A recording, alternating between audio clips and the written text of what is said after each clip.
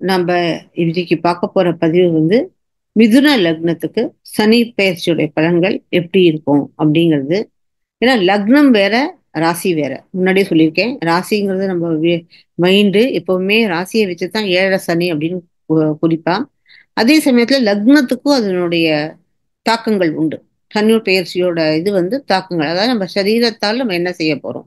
Mind, சந்திரன்கிறது நம்ம mind, சரீரங்கிறது நம்மளுடைய பாடி, நம்ம சரீரம். அந்த சரீரத்துக்கு என்னென்ன நடக்க போகுது அப்படிங்கிறது. ஸோ அதனால இப்போ நான் அந்த அசண்டன்ட்டை பத்தி சொல்லிட்டு இருக்கேன்.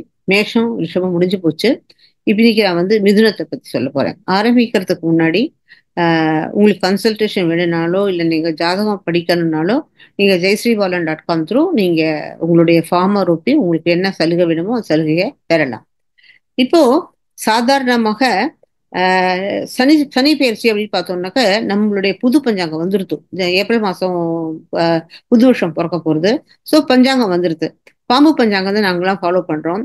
அந்த பஞ்சாங்க பிரகாரம் பார்த்தீங்கன்னா உங்களுக்கு அடுத்த வருஷம் ஜனவரியில தான் சனி பெயர்ச்சி வருது. அதே மாதிரி ராகு கேது பயிற்சி இப்போ ஏப்ரல் 6ஆம் தேதி இருக்கு. அதே மாதிரியே உங்களுக்கு வந்து ஏப்ரல் 2லயும் மேலேயும் உங்களுக்கு வந்து குரு பயிற்சியும் வருது. அதே நம்ம வந்து வெளிநாட்டுக்குன்னு பார்க்கும்போது எல்லாமே மாறுபடுறது. எனக்கு சனி பயிற்சி வந்து இப்போ மார்ச் 29 இருக்கு. ராகு கேது பயிற்சி வந்து மே 14 மே 14ஆம் தேதி குரு பயிற்சி. ஸோ அது மாதிரி ஜெய்ஜாண்டிக்கான 4 பிளானட்ஸும் வந்து வேற வேற இடத்துல மாறுபடும் போது உங்களுக்கு ப்ரெடிக்ஷனுடைய அந்த இதுவும் வந்து நம்ம நாட்டு மக்கள் எல்லாருமே எல்லா கண்ட்ரிலையும் போய் உட்காந்துருக்கான். ஆனா அவளுடைய ஜாதகங்கள் எல்லாம் நம்ம இந்தியாவை பொறுத்தது தான். அங்க இருக்கும்போது அங்க உள்ள கிரக நிலைகளுக்கு தகுந்த மாதிரி அவளுக்கு என்ன மாதிரியான ஒரு பலன் கிடைக்கும் அப்படிங்கிறத வச்சுதான் நம்ம வந்து சொல்றோம். இப்போ எதுக்கு நேத்து வந்து ஒரு ஆர்கியூமெண்ட் நடந்தது எங்களோட ஜாதகம்லாம் பார்க்குற ஒரு குரூப்போட.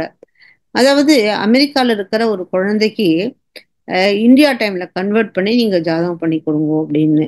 ஸோ அது வந்து என்னை பொறுத்த வரைக்கும் என்னுடைய இதுக்கு வந்து அது தப்பு. ஏன்னு கேட்டா ஒரு குழந்தை வெளிநாட்டுல பிறந்திருக்குன்னா அங்க உள்ள கிரக நிலவரத்துக்கு தகுந்த மாதிரி தான் அந்த ஜாதகங்களுடைய பலாபலன்கள் கிடைக்கும். நம்ம தேவையில்லாம இங்க உள்ள இருக்குதான் இது வந்து ஒரு தப்பான ஒரு பத்திரிகையை வச்சுட்டு அப்புறம் ப்ரெடிக்ஷன் கொடுத்தேன்னா ஜோசியரும் தப்பா போயிடுவா. அதனால வந்து நமக்கு அழகா இப்பெல்லாம் வந்து மாறி போயிடுது. இப்போ நிறைய சாஃப்ட்வேர் வந்தாச்சு. அதனால இங்க உலகத்துல எந்த கார்னர்ல இருந்தாலும் அந்த கார்னரோட இடத்துல வந்து இடம் ஸ்ட்ரீட் எல்லாம் போட்டு அதை நம்ம வந்து அந்த இது இருக்கு இல்லையா, இல்லாட்டா கூட நம்ம டைம் ஜோன் எல்லாம் இருக்கு இல்லையா, அதெல்லாம் போட்டுண்டு நம்ம பிளேஸையும் போட்டோம்னாக்கா ரொம்ப அழகா நம்ம ஜாதகத்தை குறிச்சுடலாம். எங்க ஜாதகக்காரர் இருக்காரோ அவருடைய கிரக நிலைக்கு தகுந்த மாதிரி பலன்களும் அப்படிதான் அமையும். ஸோ அப்படி இருக்கும்போது இப்போ மார்ச் 29 சனி பெயர்ச்சி. அதுக்கு நம்ம வந்து இது நம்ம உள்நாட்டுக்குன்னு சொல்ல முடியாது, வெளிநாட்டில் நம்ம நாட்டு மக்கள் வெளிநாட்டில் இருக்கும்போது அவளுக்கு அங்க உள்ள கிரக நிலவர பிரகாரம் எந்த அளவு பலன்கள் கிடைக்கும் அப்படிங்கிறத வச்சுதான்.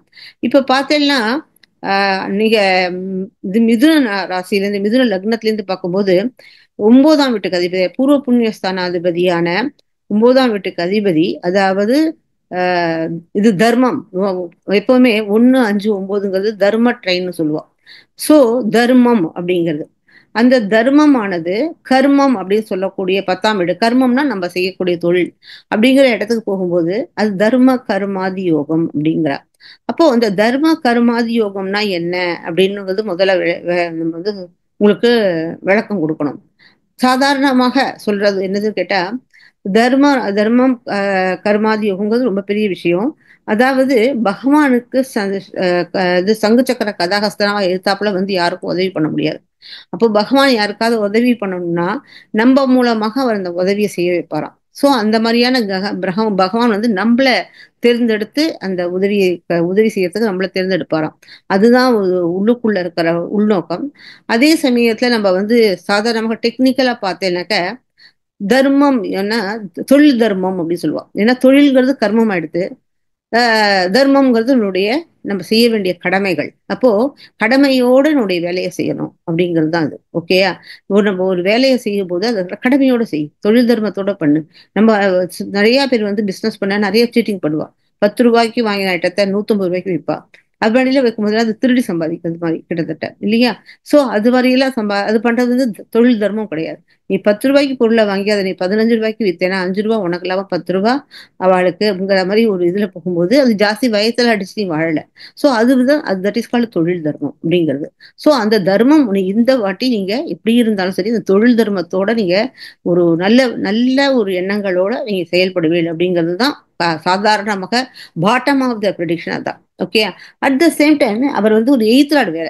இப்போ எய்த் லார்டுக்கு என்னது அது அப்படின்னா அது மோட்ச ட்ரெயின் ஆடுது. 4, 8, 12 வந்து மோட்ச ட்ரெயின். மோட்ச ட்ரெயினுக்கு என்ன அர்த்தம் அப்படின்னு கேட்டீங்கன்னா மோட்சம்னாலே நம்ம இருக்க வேண்டிய எல்லாத்தையும் துறந்துட்டு நம்ம வெளியில போறது. ஓகே. நம்ம இப்போ மோட்சம் அடையிறதுன்னா என்னது? ஒருத்தர் யாருக்கு முக்தி கிடைக்கும்? யாரு தன்னுடைய அப்பா அம்மா உறவு சொந்தம் பந்தம் நம்மளுடைய உடம்பு சரீரம் எல்லாத்தையும் இல்லாம எல்லாத்தையும் திறந்துட்டோம் வெளில போறோம் இல்லையா? அது தட் இஸ் கால்டு மோட்சம். சோ அந்த மோட்சம் அப்படின்னு சொல்லக்கூடிய அந்த அந்த 8ஆம் வீட்டுக்கு அதிபதியானவர் அந்த 10ஆம் வீட்டு கர்ம ஸ்தானத்துக்கு போகும்போது நீ இந்த கர்மத்தை பண்ணாத, நமக்கு வேண்டாம், நீ வேலையை விட்டுரு வேலையை விட்டுரு வேலையை விட்டுருன்னு மாதிரி ஒரு எண்ணங்கள் நமக்கு தோணலாம். ஆனா நல்ல வேளை தர்மாதிபதி தர்மம் அதே சனீஸ்வர பகவான் கர்மத்துக்கு போயிருக்கிறதுனால உங்களுக்கு இதனுடைய பேக் ஆஃப் த மைண்ட்ல இருக்குமே தவிர பட் நீங்க இது வந்து ரொம்ப அழகா இருக்கு. ரெண்டாவது உங்களுக்கு வந்து இந்த 10ஆம் வீட்டுக்கு அதிபதியான குரு வந்து உங்களுக்கு லக்னத்துக்கே வரும்போது நீங்க இடப்பெயர்ச்சி வேற உங்களுக்கு இருக்கு, வெளிநாட்டுக்கு பயணம் எல்லாம் இருக்கு. ஸோ எல்லாமே ரொம்ப அழகா அவர் 9ஆம் வீட்டையும் பார்க்க போற குரு, அவர் 10ஆம் வீட்டையும் பார்க்க போறார். அதனால நீங்க வந்து இந்த 8ஆம் வீட்டை வந்து ஜாஸ்தி வச்சுக்க வேண்டாம். ஆனா சாதாரணமாக 8ஆம் வீட்டுக்கு அதிபதியான சனீஸ்வரர் எப்பவுமே 8ஆம் வீடாக இருந்தனாக்க நீங்க வந்து இந்த ருத்ராட்ச மாலையில நம்ம மந்திரம் ஜெபிக்கிற பத்தியா எல்லா காசுலயும் நீங்க பாருங்க. நம்ம ஹிந்துவா இருக்கட்டும், முஸ்லீமா இருக்கட்டும், கிறிஸ்டியனா இருக்கட்டும், எல்லாரும் ஜெபமாலை வச்சுட்டு இருப்பா, ஜெபிச்சுட்டே இருப்பா. அதுனா 8ஆம் வீட்டுக்கு என்னைக்குமே 8ஆம் வீட்டுல தான் நம்மளுடைய எக்ஸிட் பாயிண்ட். அதனால அதுக்கு எப்பவுமே 108 மாலை ஜபிக்கணும் அப்படின்னு சொல்லுவாங்க. அது மாதிரி நீங்க வந்து இது சனீஸ்வர பகவானா இருக்கிறதுனால நீங்க வந்து சனி காயத்ரி சொல்லலாம், இல்ல உங்களுக்கு சிவனுடைய நமச்சிவாயன்னு சொல்லலாம். அது மாதிரி அதுக்கு தகுந்த எந்த பிளான் இருக்கோ அதுக்கு தகுந்த மாதிரி சொல்லி நீங்க 108 தரம் இந்த மாலைகளை ஜபிக்கும் போது இந்த வேலையை விடலாம் அப்படிங்கிற ஒரு ஒரு எண்ணம் இருக்கு இல்லையா? அது வந்து உங்கள்ல இருந்து போயிடும். இதுதான் வந்து அசண்டன்ட்டுக்கு இது மிதுன லக்னத்துக்கு சனி பயிற்சியுடைய பலன்கள் எனக்கு தெரிஞ்சது. நான்